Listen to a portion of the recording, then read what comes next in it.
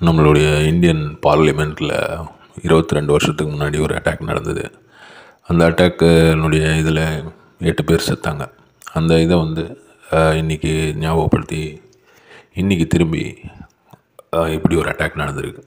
இது வந்து dear case போட்டு அன்றைக்கி 2001 நடந்த அட்டாக்கில் வந்து AK-47 கிரெனேட் லான்ச்சர்லாம் எடுத்துகிட்டு வந்து சுட்டாங்க. இன்றைக்கி வந்து டியர் கேஸ் போட்டு இப்படி ஒரு விஷயம் பண்ணியிருக்காங்க.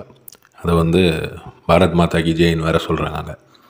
இந்தியாவில் வந்து டிக்டேட்டர்ஷிப்பு நாங்கள் வந்து அலோவ் பண்ண மாட்டோம், அதை வந்து ஒழிக்கணும், டிக்டேட்டர்ஷிப் ஒழிக்கணும், சர்வாதிகாரம் கூடாது அப்படின்ட்டு இப்போ இருக்கிற கவர்மெண்ட்டை வந்து குறை சொல்லியிருக்காங்க. அந்த அட்டாக் பண்ணவங்க 2 பசங்க அவனுங்க வந்து பார்லிமெண்ட் உள்ளே இருந்துருக்கிறாங்க.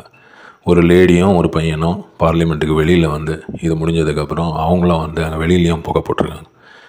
என்ன ஒரு இது செக்யூரிட்டி ப்ரீச் அப்படின்னு சொல்கிறாங்க. இவங்க எப்படி உள்ளே போனாங்க இந்த கேனிஸ்டர் எடுத்துன்னு? டியர் கேஸோடைய அந்த இது வந்து சின்ன பொருள் கிடையாது, சின்ன ஒரு ஊசி அளவு ஒன்றும் கிடையாது. அது நல்ல ஒரு வாட்டர் பாட்டில் சைஸ் இருக்குது, சின்ன வாட்டர் பாட்டில் சைஸு. அதை எடுத்துன்னா வந்து உள்ளே போயிட்டு இந்த மாதிரி வேலை பண்ணியிருக்காங்க. அதை பற்றி என்ன சொல்கிறதுன்னு தெரியல. அவ்வளோ ஒரு பயங்கரமான ஒரு விஷயமா இருக்குது. பார்லிமெண்ட்டே வந்து இந்த நிலைமையில் இருக்குதா, இதனுடைய பாதுகாப்பே வந்து இவ்வளோ கேள்விக்குறியாக இருக்குதா அப்படின்ற மாதிரி தான் இப்போ அரசியல்வாதிகள்லாம் வந்து பேசின்னு இருக்காங்க. ஆனால் பார்லிமெண்ட் மேலே அட்டாக் பண்ணுறதுன்றது வந்து எந்த அரசியல்வாதியும் அதை வந்து சப்போர்ட் பண்ண மாட்டாங்க. அது ஆப்போசிட் பார்ட்டியாக இருந்தாலும் ரூலிங் பார்ட்டியாக இருந்தாலும் யாரும் வந்து அதை இது பண்ண மாட்டாங்க.